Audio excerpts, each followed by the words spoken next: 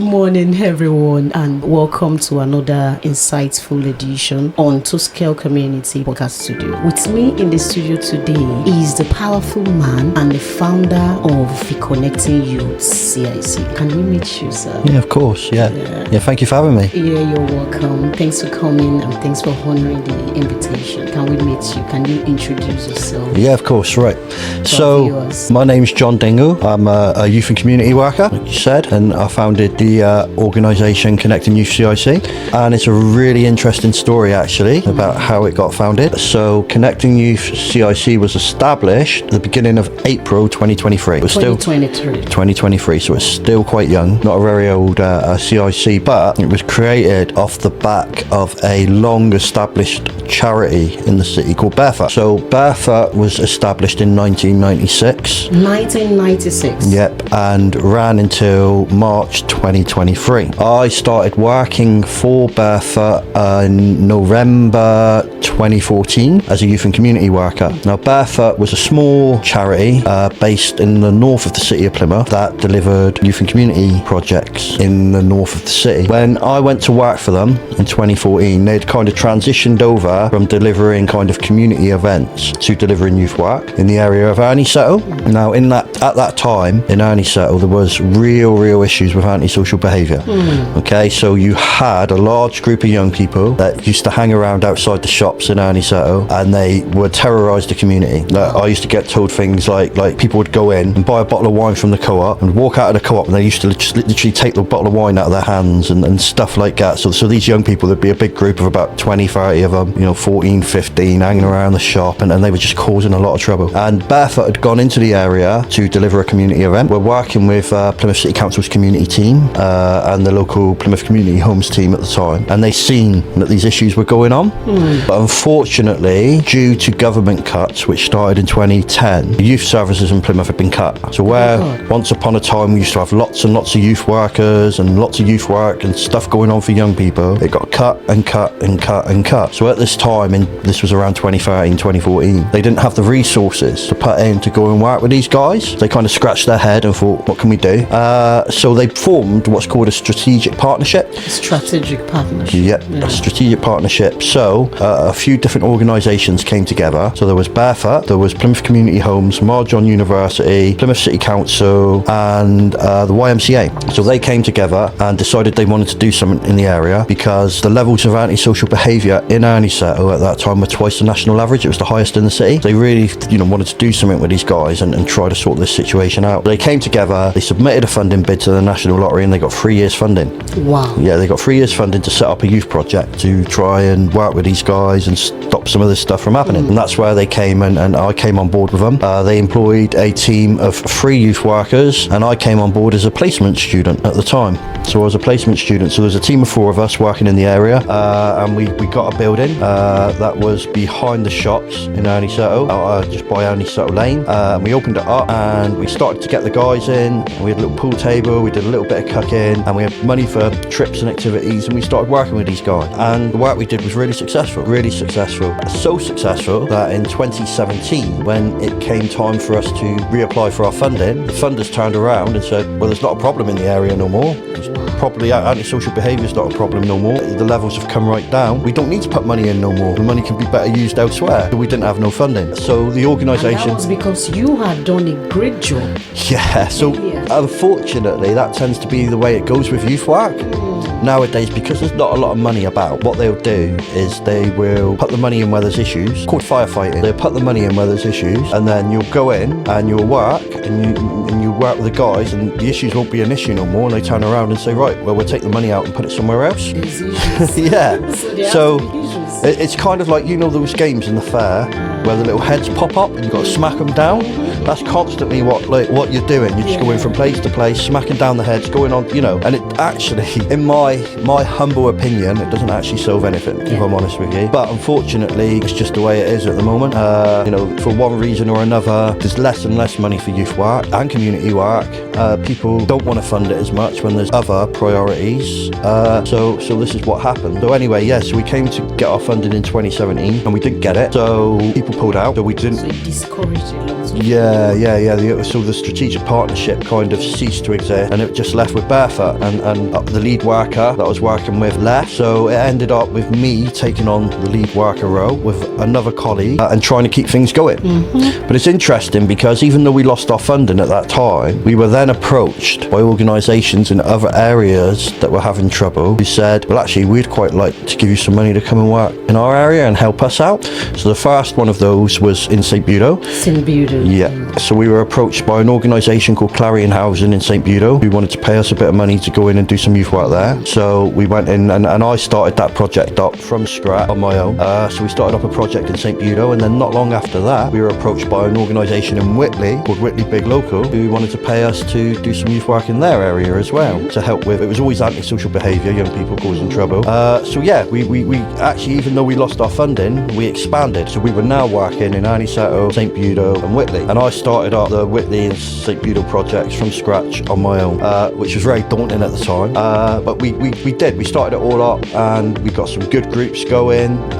We started the projects in St Budo, started working with some groups down there and doing a lot of good positive stuff down there. Started working in Whitley again, you know, that one really took off before I knew it. We had some really good groups going, we were doing some really good projects, and we carried on that way until 2023. Unfortunately, in 2023, the charity that I work for, Bertha, again was struggling to get funding. Even the big organisation was struggling to get Yeah, they were struggling to get funding. I also think, if I'm honest with you, and I'm going to be brutally honest, I think the board had lost its motivation for the work as well. So instead of trying to fight, they kind of called it a day and said, right, yeah, we've had enough. We're just going to shut it down. That's it, it's over, and it ceased to exist. I was told at the beginning of March that by the end of the month, me and my colleague who I was working with at the time, Carly, we were going to be made redundant. We had to clear everything out and we'd get a payment, and that was it. It was over. You know, I'd put in nearly 10 years of my life into, building those projects up, working with those communities, working with those young people. Yeah, I'd worked with different generations, with aunties and uncles and brothers and sisters. I'd got to know the mums, I'd got to know the dads, I'd got to know the families, I'd got to know the community. I'd put in many hours over and above what I was paid for to keep those projects going, to make sure they were completed, to sign off on them, make it successful. So you were passionate about it? Oh, absolutely. Always have been. I love community work. I love working with communities, and to really make an impact in a community, I feel there's no better group to go and work with than the young people in those communities. They're the future. So it's better to catch them young. Absolutely. So yeah, it's something I'm very, very passionate about. And yeah, unfortunately we got told that's it was all over. So I kind of was left feeling very bitter about that, if I'm honest with you. I don't think it was handled right. I think it could have been dealt with a lot better. So I was left very, very bitter with that. And I kind of thought at that time, right, that's it. I'm done with you. Yeah. I'm going to go into something else. So I applied for a job, and I got a job very quickly, actually working just down the road from here in a place called George House. So working with people who are homeless, who have drug and alcohol problems, adult. I got a job, started working in there, and yeah, I enjoyed that work too. But something interesting happened at that time, and that was something I wasn't expecting, and that was the reaction of the community. So I started getting messages from people, sometimes young people I'd worked with I've not seen for many years, or the mums, or the dads, or people within the communities where I work. They were messaging me going, what's going on? We've heard that it's shutting, this can't be allowed to happen. Wow. So we started getting all these messages coming through. What can we do? How can we help? It needs to keep going.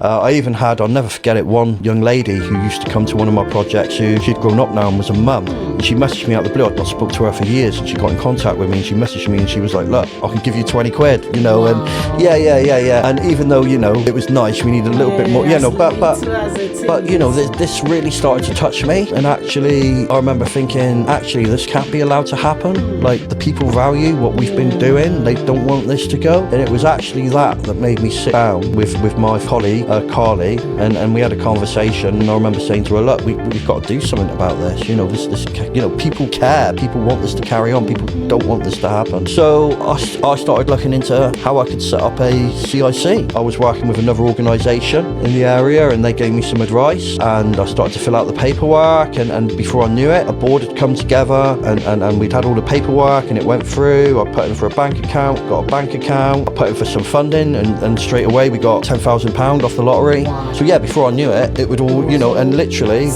how it happened was I believe it was the 20th or something like that of March, Barefoot shut, and by the beginning of April we had Connecting Youth set up. Yeah, so you know, it just happened like that. It just all seemed to come together, and we were back working again. Into business again. Yeah. And so for you, it's not even a business. It's like something you're so passionate about. Yeah. Serving the community. Oh, absolutely. I love it. I mean, for me, I would say it's more of a vocation than anything else. I love doing it. I'm passionate about it. It's my reason for getting up in the morning. You know, I love, like, for many years, I worked in jobs where it was wake up, do the same thing, day over. Yeah, So boring. yeah, exactly. You'd wake up in the morning and you'd know exactly what you were going to do for the rest of that day. You know, you'd be stood behind a counter or you'd be serving food and when I came into doing this work, I loved it because you never know what you're going to be facing that day, what's going to come up. Yeah. And I love that. It's a new challenge every day. Absolutely. Yeah, I love working with people. I love meeting people. I love facing those challenges. I love trying to overcome those challenges. Or even when you don't overcome those challenges, I enjoy what it is you learn from not overcoming those challenges so you can become better for next time. So yeah, I love it. I absolutely love it. And yeah, so I mean, I live and breathe it. And yeah, so we got Connecting Youth going. We were working, we picked up the work in Whitley, St Budo and Ernie Settle that was left behind by Barefoot. Unfortunately, the work in Whitley didn't carry on. Was there a reason? Yeah, there was. So basically, I think there was a few things. So when we came out of lockdown, I think groups of young people across the city, because they'd been kind of locked away for a period of a couple of years, and suddenly they were coming out and they were bouncing off the walls. They were mental. I'd never known anything like it. It wasn't just in one area, it was right across the city. Yeah, you were suddenly had these 12 and 13-year-olds that had been locked away for 2 years, suddenly coming out in the communities and doing stuff, and they were like, you know, coiled springs. They were full of energy. They were, you know, not much, you know. So it was very different working with these guys, and could be very, very challenging, more challenging than what I'd ever faced before in many unique ways. And we had a group in Whitley that were very much like that. They were causing a lot of trouble, causing a lot of grief, and I think some of the other community organisations we were working with in the area weren't overly impressed with that, so that wasn't good. And then basically what happened, if I'm honest with you, we were working in a local church on a Wednesday evening, so we'd have them come in on a Wednesday evening. There's no space to work in Whitley. The only space we could operate out of was either Four Greens, who didn't want us in there because these guys were causing a lot of trouble, or the church. And the church, basically, we had a really good vicar there, and he left, and a new vicar come in, and he decided that our Wednesday evening youth club slot, he wanted to take over and do a church faith-based youth group, where, as he said to me, he wants to bring the young people to Jesus. Which is fair enough, but it's very different to the work we do. You know, I've got nothing. Yours is not related to any faith. No.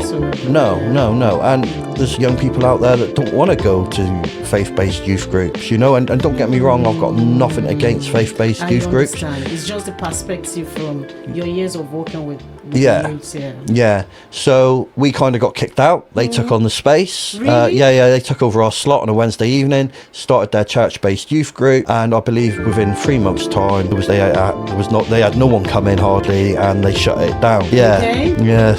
So we lost the Whitley. We lost the Whitley work, but even though I'm still sad and disappointed that we lost that, because I believe we did a lot of good work in Whitley. We really, really did. I mean, one of my Whitley group is now studying to become a youth and community worker themselves at university. We've got other guys at university who come back and volunteer with us and help out. You know, we made a real difference in that area, I believe, but it was never appreciated, but that is what it is. When that shut down, other opportunities presented themselves, like quite often happens in life. And we got then approached to go and start a project in Callington, which is in Cornwall. I'm actually going there later today, and actually I really like working down there. It's so different. Yeah, I really like it. What's it like working there? It's so different to what I'm used to, because my work's always been in the city. But Callington's like a tiny little town out in the middle of nowhere. They have nothing. The guys out there, I mean, genuinely, they have nothing. There's nowhere for them to go. There's not a Burger King. There's not a McDonald's. There's not a swimming pool. There's nothing. Yeah, there's nothing for them. Absolutely nothing. Literally, the only space they have to go is up a cricket pitch or sit on some benches outside a church. It's just full of pubs and takeaways. And that's it, tiny. So, you know, it's really valued what we do now. I mean, we, on a Wednesday evening, I think the record number of young people we've had on a session is 68 young people. 68. That's nearly 70 young people, accessing, because we run there now on a Wednesday, Thursday, Friday from 4 until 7, and we will regularly get numbers of around 60 to nearly up to 70 young, and that shows how badly it's needed. And they come in, it's the old Lloyd's TSB bank building. It's actually all been kind of engineered by a group called the Cannington Youth Project Group, who then pay us to go and deliver the sessions down there. And you know, the young people down there, like I said, you know, that they have nothing, there's nothing for them to do, so they really, really value what it is we put on. So I do enjoy working down there, and it is so different to what I'm used to. So that opportunity presented itself, and then of course more recently we started working in Stonehouse, which for me, the whole time I've been a youth and community worker, I grew up in this area. So I lived in this area until I was 13, coming on to 14. So I grew up in this area. So for me, I've always wanted to come back and work here. I live here now. Yeah. And I love this area, I do. There's no other area in Plymouth like it. You know, the diversity, the cultures, the colour, the vibrancy. It's like London streets. Yeah, I love it. I absolutely love it in Stonehouse. You know, it does have a little bit of a reputation in Plymouth, but I don't think it's a reputation it deserves. Because actually my experience of Stonehouse is I've met some of the best people here, I've had some of my best times here, you know what I mean, you've got some people who really, really care about their communities, you've got some great organisations working in this area, you know, like yourselves, like us, like Nudge, like Millfield, you've got some amazing people, some great organisations, you know, so I absolutely love this area, I really, really do. And the people here are great as well, you know, they have a really... Exactly, really good kind of attitude to them and you know, nice people. So I love the area. So now for me to have the opportunity to start a youth project in this area and work with the young people who are very similar to what I was like when I was that age and going through the things that I was going through, you know, for me that is something that's really, really special. So is there any challenges that you faced when you started the Connecting Youth CIC? You're always going to have challenges. I mean, an organisation like ours cannot be successful unless you're working in partnership with other organisations. We've got to do it. You know, we can't be stuck in a little silo on our own over there just doing our own thing. It doesn't work. You've got to find a way to work with all these other organisations for the benefit. Absolutely, in partnership. You know, it's at the end of the day, it's for the benefit of the young people. You know, the more I'm able to do that, then the more I'm able to get for them. And it's as simple as that, but it's also very, very difficult because I tend to work with teenagers who no one else really wants to work with. You know, quite often they're not in school. Yeah. They're not in school, they're left around on the street corners, hanging around, quite often getting in trouble with the police, you know, in large groups, being loud, being noisy, being messy, maybe don't always have the best home lives, not very many boundaries in their lives. And I come along and I'm like, hey guys, let's go in here and do some cooking and listen to some music. So I tend to work with those types of guys, which then can cause trouble in itself sometimes because they are loud, they are boisterous, they do sometimes get into fights, they do argue, they do swear, they do break things, and then I've always got to manage working with the other organisations, trying to keep the peace, not get shut out like we did in the church, not get shut out like we did at Four Greens.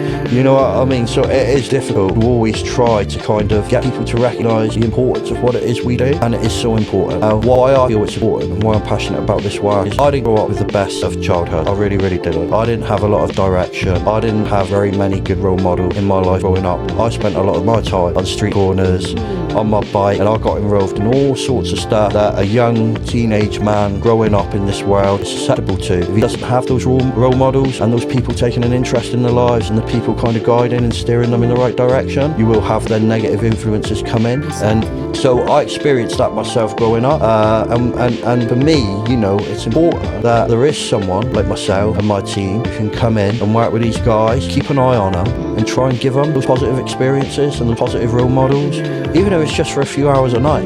You know, that there's someone there who is taking an interest in their lives and does care.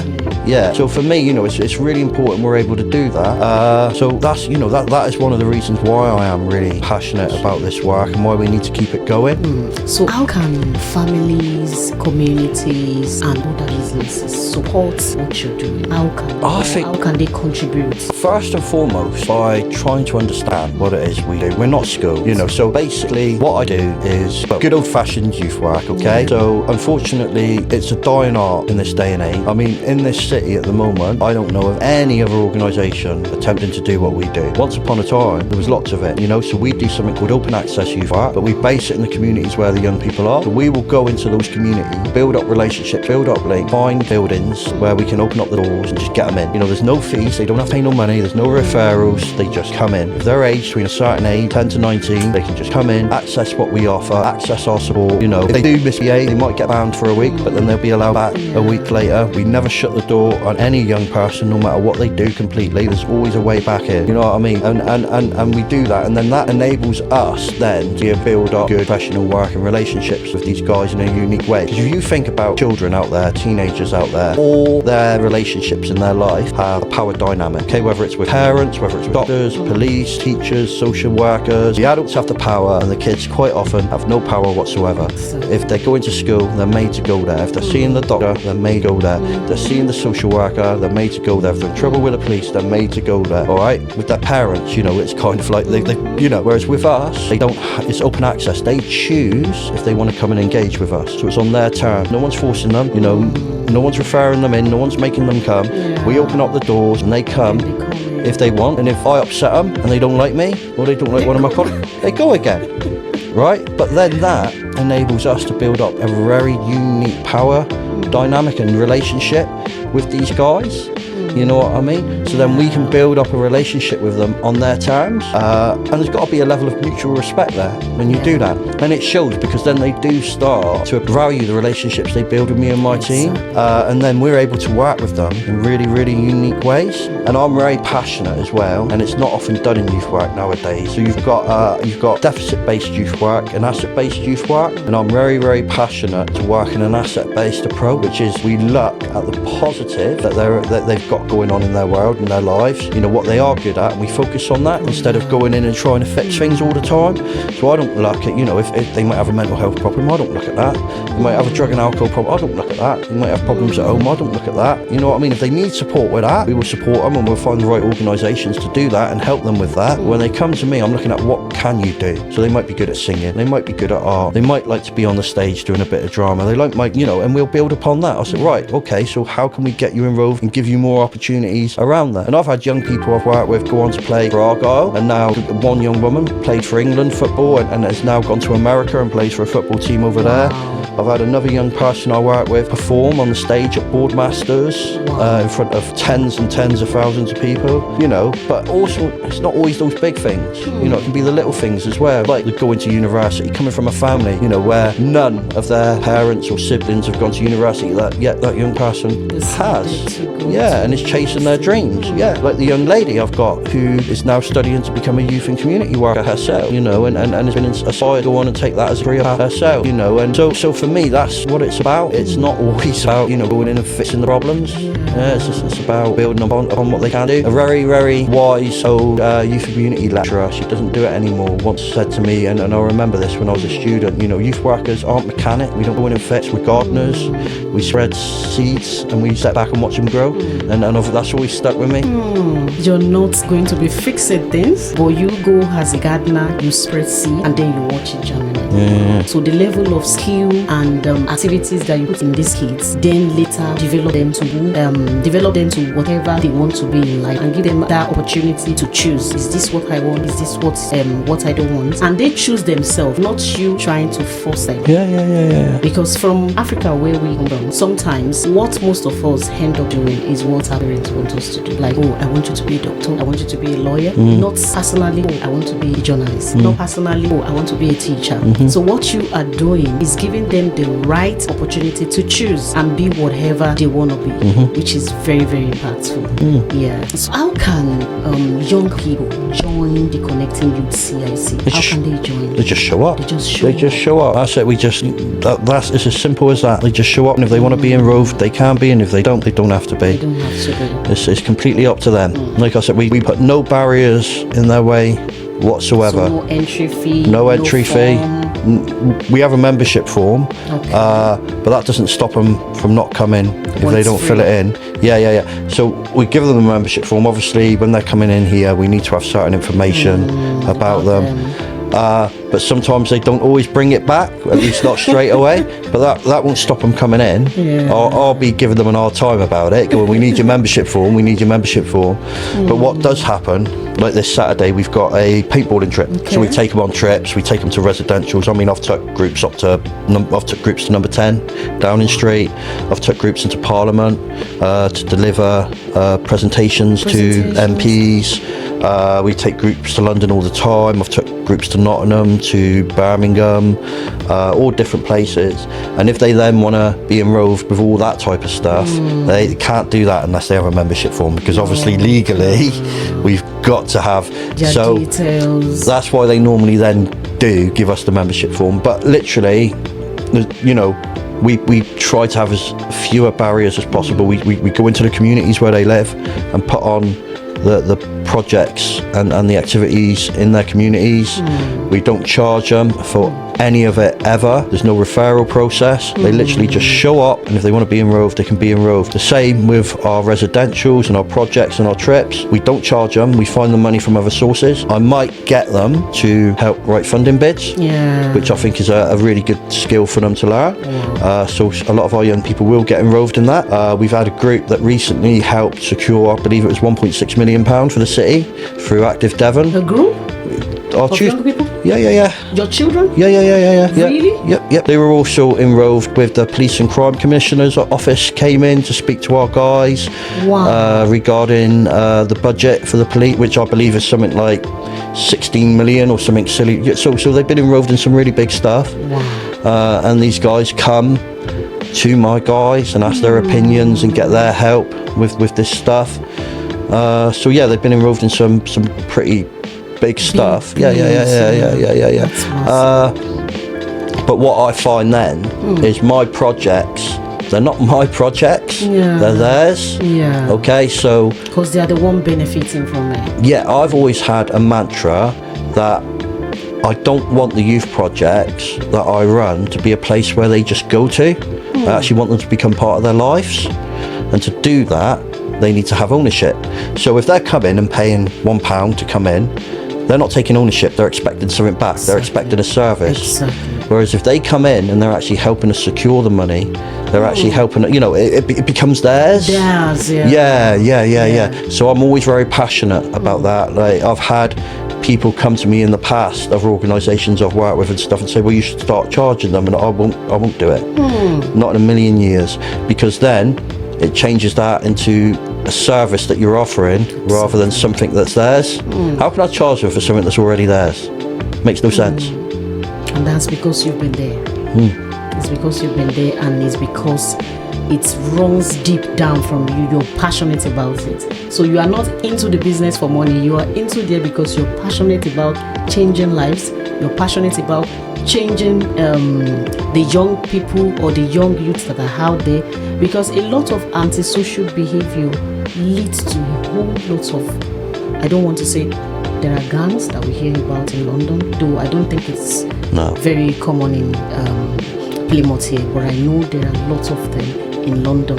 So if there is no organization that has taken their time to like, oh, let's start with small changes, getting them in their youth while they are still very young, before they change their mind or before they move into other things. You understand, organizations like yours, if you have not taken your time to do that passionately, not because of money, but because you're passionate about what you're doing, that's the reason why you're able to impact them You understand? And you living like a legend. When you're talking from experience. So them themselves, they might not be telling you, they are looking at you like a role model. If you can be like this, then I can also be like that. If you can go to the university, then I also can go to the university. By not telling you, some of them are actually looking at you like the role model. Oh, I also want to be able to do something like this when I grow up. And that's why you see some of your students go into the university. That's why some of them, when they go to the university, they want to study what you're doing. So you're really, really doing a great job. And I think if families, organization can support this, it will reduce a whole lot of bad behaviors in the society and in the community. So I want to ask again, do you have any events or any trip coming up? Well, we always have stuff going on. We got paintballing this Saturday when we're taking the group from Stonehouse. We've been in Stonehouse, we're quite lucky at the moment in that we've got a bit of money, but that runs out in September. So I'm working quite hard on trying to keep that going, and we're having positive conversations with the National Lottery at the moment. So I'm quite hopeful about that. So we've got a lot going on in Stonehouse at the moment, and I would like to do some project work ultimately with these guys. St Budo, we've got quite a bit going on at the moment. My colleague Carly runs the youth work in St Budo.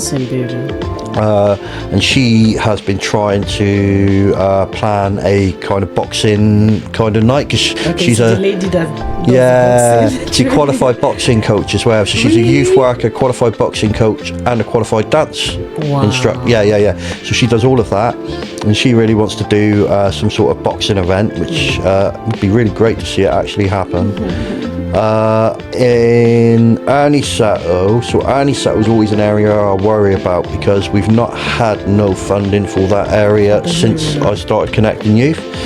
So we deliver work for other people in other areas. So we work with Bernardo's, we've delivered work for Plymouth City Council, we deliver work in Callington, and anywhere where we can pull in a bit of extra money doing that, we've always then pumped into Anisato to keep that project going. Now recently we were very fortunate to get a year's worth of funding for the Anisato Monday night session from the Whitefoot group, the Whitefoot charity group, which is a solicitors kind of organisation. So they've just donated us a nice sizable chunk of money, which was amazing, and we were very happy about.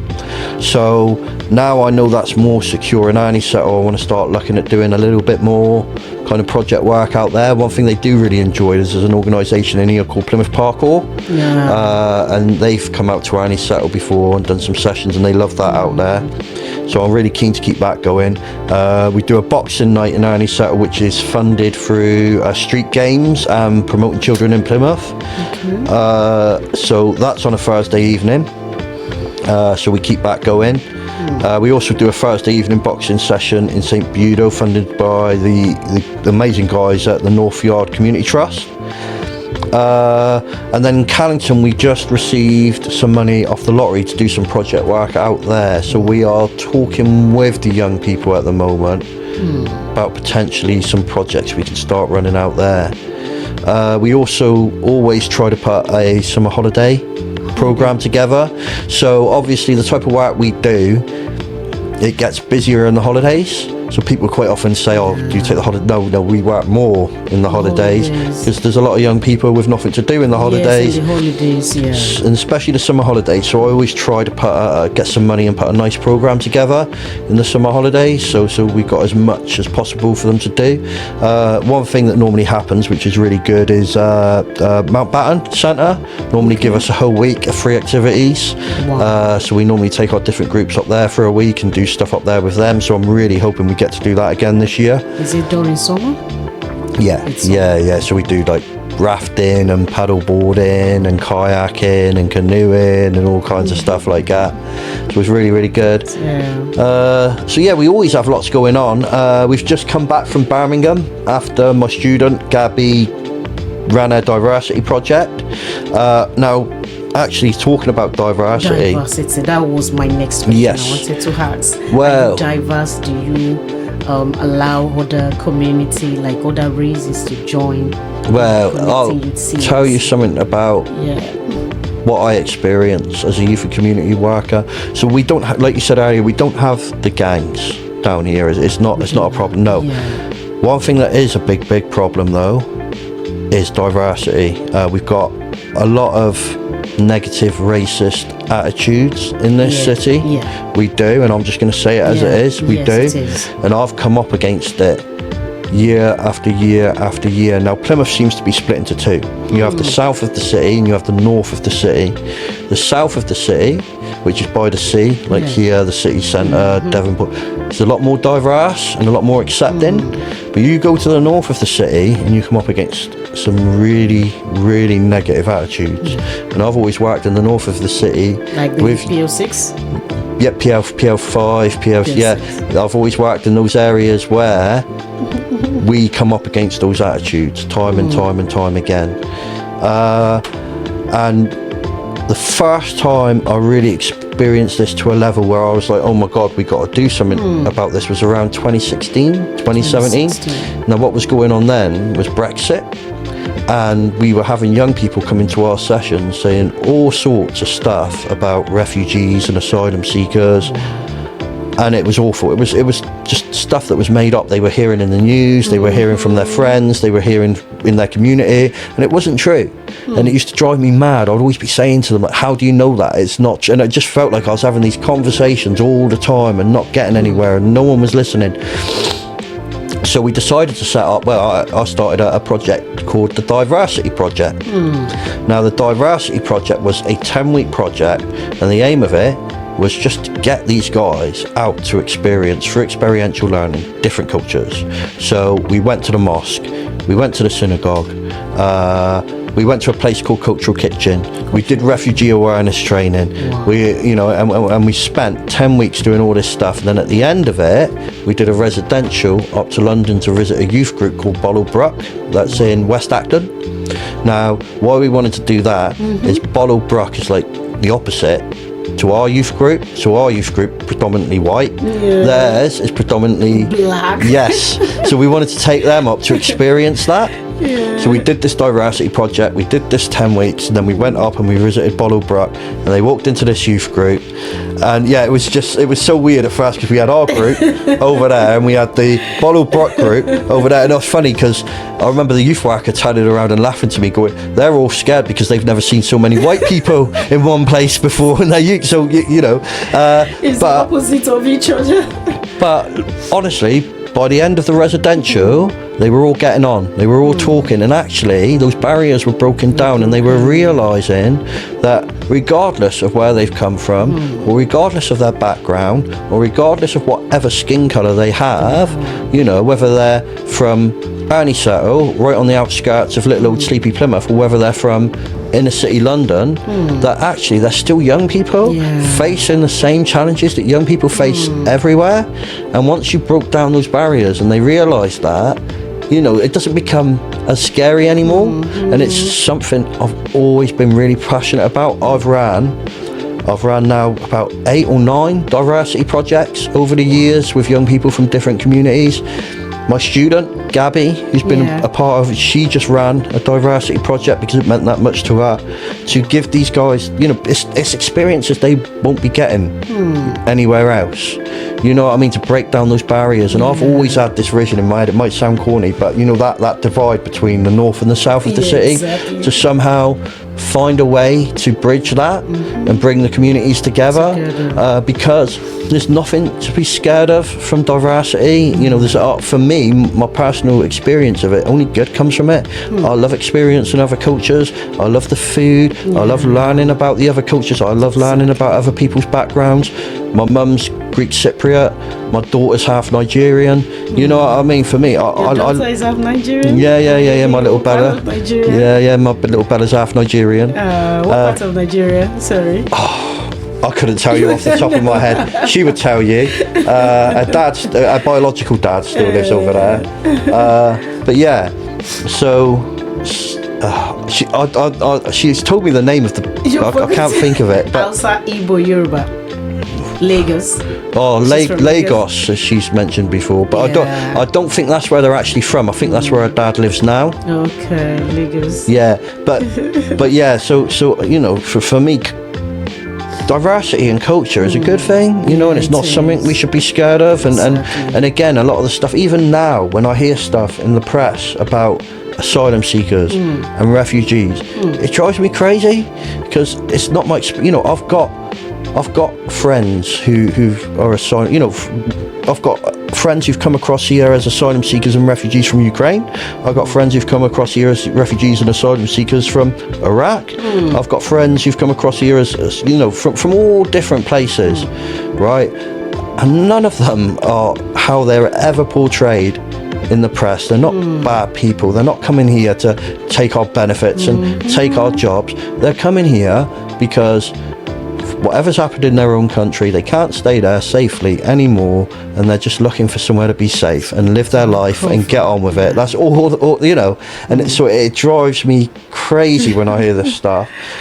So it is something I've always been very, very passionate about, and I think I'm in quite a unique position. So I'll be honest with you again, you know, I don't always say things that people want to hear, but I'll be honest with you, I see a lot of good diversity work going on in Plymouth, but it's quite often work that's done with those cultural communities. So it might be diversity work that's done with the refugees or the asylum seekers or, you know, the BAME community. You very rarely see any actual diversity work being done with the perpetrators, the people who are considered racist, the people living in these white middle class. What work's being done with them? Not very much, no. And that's where I see my position is quite unique, that I'm in these communities and I can actually start to do some of this work. Unfortunately, there's not always a lot of support for it, but it is something I'm very passionate about. Thank you, and it's good to know. So you mean the Connecting Youth CIC is open to anyone from any background, from any ethical, from any community. They are all welcome. All right, thank you. What keeps you motivated, and what keeps you going? Like the fuel that keeps you going, that irrespective of what you face, irrespective of what comes, you just still want to pick up and still keep going with the Connecting Youth. It's a few different things, if I'm honest with you. One is that I know the power of the work that I do. I've seen it year after year after year.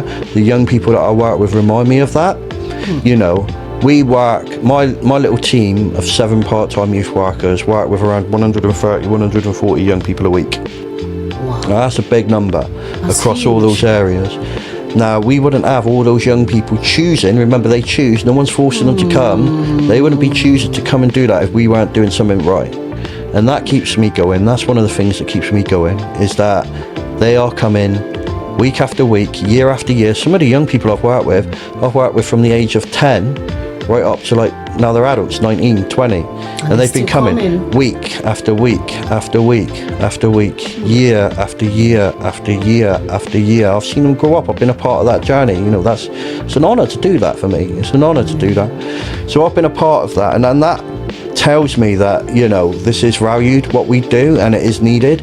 But there's not a lot of this happening. So that kind of keeps me going and keeps me motivated. I think that I am good at what I do. You know, I enjoy the ducking and diving and the begging and the borrowing and the stealing and the duck, you know, all that type of stuff. You know, keeping it going, always trying to get a bit of money here, a bit of money there for all these young people, because a lot of these guys that I work with have nothing, will come from families that have very little, don't have the opportunities some people out there have. You know, so I like to be able to get money from these big, you know, the National Lottery and these big organisations and be able to use it to help and support these guys make a better future for themselves. It's almost a little bit like Robin Hood, you know what I mean, taking from the rich to get, you know, it's a little bit like that, you know, and I enjoy it. I do enjoy it. You know, I love to see a young person come from a family in a background where the majority of society will write them off, and they will, you know, and to see them actually do something with their lives. And I see that. I do see it. You know, I could introduce you. I could make a phone call today and introduce you to young people that. Wow. Yeah. And that's what keeps me motivated. You know, I come from a family where, you know, I was brought up by my grandparents. Not always had a great relationship with my mum, never known my father. We had very little at times, you know, homelessness and stuff like that growing up. And I've been able to go and build up my own organisation, get awards for my work. I was up in Parliament receiving an award. Wow. We had an MP discuss the work we do and praise us in Parliament, actually stand up and speak about us. I've received all these different awards over my career. And then I got asked to stand as a councillor myself. So I'm now a councillor. I sit on the council. I help run the city. I make decisions that affect. Are you a councillor, sorry? I'm a councillor. Yeah. So you know, and I'm Really? Yeah. And I'm a little like nobody who grew up in Stonehouse. You know what I mean? And that's what I want for the young people I work with. I want them to see that that is possible. They don't need to let barriers in life hold them back. They don't need to, you know what I mean? If I can do it, they can do it. And I love to see them do it. I really, really do. You know, I love to see them go and play for England ladies football team and then go to America, you know, or perform in front of tens of thousands of people at Boardmasters, or, you know, I love to see these guys come from that background and achieve that stuff. So that keeps me going as well. So yeah, there's lots of things that, you know, in my own little way, it's my way of getting one over the system. Wow, it's amazing. Honestly, without sitting with you, no one does any youth work or anything that involves children or young adults without being passionate. No one does it. Majority of people that I've met doing community, especially working with young people, they are passionate people. They are people that have stories to tell themselves. And sitting with you today, I've learned a whole lot that you can actually rise from nothing and then become something, which is an expression of what you have portrayed today. Thank you for giving hope to the young ones who had no one to stand up for them, who had nothing, and now they are finding themselves useful and contributing to the community. So is there any kind of advice that you can give to any young person or anyone watching this podcast today? What kind of advice can you give them? I guess this is gonna sound corny, but it is so true. It is so true, and that is, you need to get yourself clued up. You need to get your head around how politics works in this country, because the only way you're ever going to be able to make a difference and learn what's really going on is to learn what's happening politically. I work with a lot of young people who feel so disengaged, so disenfranchised from our political system. Not even just young people, adults nowadays, you know, don't bother voting, don't learn about the different parties, don't learn the difference between national and local politics and all that type of thing. And the truth is, if you learn about your history, people gave their lives to have the political system that we have in this country today, and we are very fortunate. There's no two ways about it. No matter how much people want to moan about it, we are very fortunate to have what we have in this country. And I always try to encourage the young people I work with, whether they're blue, whether they're red, I don't care what their political beliefs are. What I care about is that they engage and learn about how it works, because it is the only way to make a difference. It really, really is. You need to learn how society works, how politics shapes the everyday lives of the people around them, their family, their communities, because it does. It affects everything. So I'm always, and I guess sometimes I get a bit bored. Oh, he's off on one again, here he goes, kind of thing. But I really try to advocate for it all the time, because it is so important. It really, really is. So I think that's the one thing, if anything, I could say to any young person I work with is, regardless of your beliefs or your background or whatever it is, just try to clue yourself up a little bit on how it works. Because if you don't, one day they'll have you over one way or another. They will. Yeah. They will. So I think that, it might be a bit of a, it's not this inspirational, you can achieve anything you want and you can go there.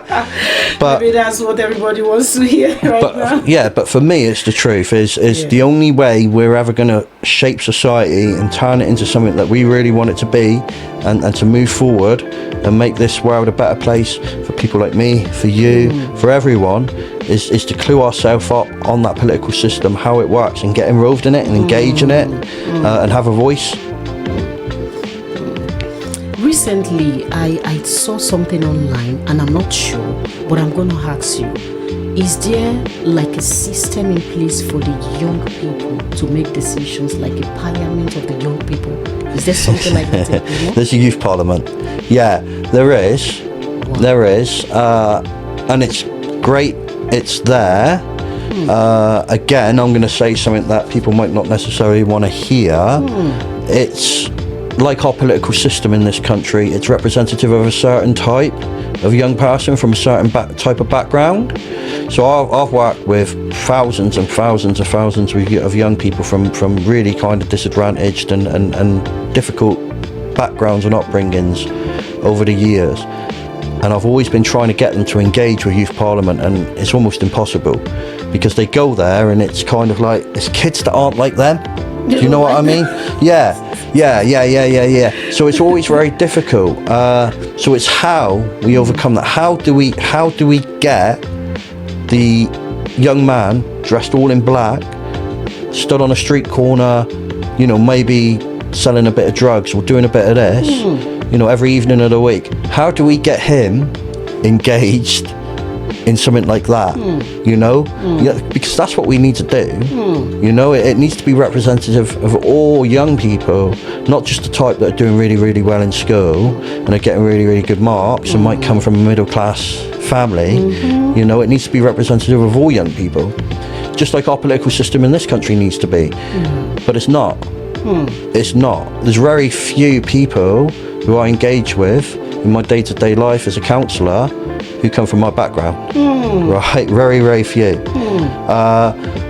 So that's the challenge. How do we get more of these people involved in youth parliament or involved in mainstream politics in this country? Because the only way things will change is when different things have changed for different communities in this country. So say it might be the people who have a disability. It's because those people got involved in politics and started to learn how it worked and started to advocate for have a voice. Yes. The same for people from the LGBTQ. So the only way rose to power, started advocating. Yes, it's the only way things change. So the only way things are going to change for people from a poor, disadvantaged background like myself is if these people are somehow getting into these positions of power and having a voice for them. And at the moment, it's not happening. It's like in Plymouth, we do need more people from the BAME community to be standing up and getting involved in politics, because I don't feel there's enough. You know what I mean? We need to be getting more people from poor, disadvantaged backgrounds involved in, because there's not enough. It needs to be more representative, and that is something I am passionate about.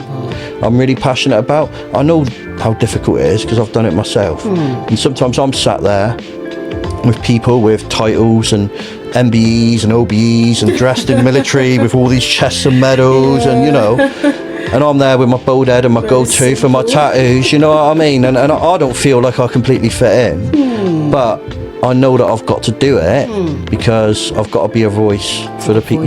Yeah, and my challenge now is how do we get more people like me, into it. Yeah. It's just the only way things are going to improve, I'm afraid. It's the only way things is. Yeah, I had the opportunity to speak with a Nigerian councillor yesterday. He's contesting presently for a post of councillor in London, one of the cities in London. And it was like they had over 30 cities or 30 boroughs. There was a way he explained it. And he is the only black person contesting. All are British. They are, let me not say all are white. He's the only black person. So how do we get him there? I don't know. So we really need, and he was saying to me, he said, everyone, just like a confirmation to what you're saying, if you want to get a voice for the disability, get one person in. You want a voice for the black person, get a black person in. You want a voice for the homeless, for the people that came from a disadvantaged background, get somebody like them, because they are the one that truly knows how it feels. They've been there before. Yeah. So when they are talking, they talk out of the pain, out of what they have experienced themselves, and that is how we all can change the community we live in. Thank you so much for this wonderful and insightful episode, and I know that our viewers will have gained one or two things from this conversation today. Thank you for coming to the program, and this is, don't forget, like, subscribe and share. Follow Tosca Community Podcast Studio and follow the Connecting Youth CIC if you want to learn about what they do and how they've helped loads and hundreds, let me say thousands of young people become better person. Thank you guys. Bye.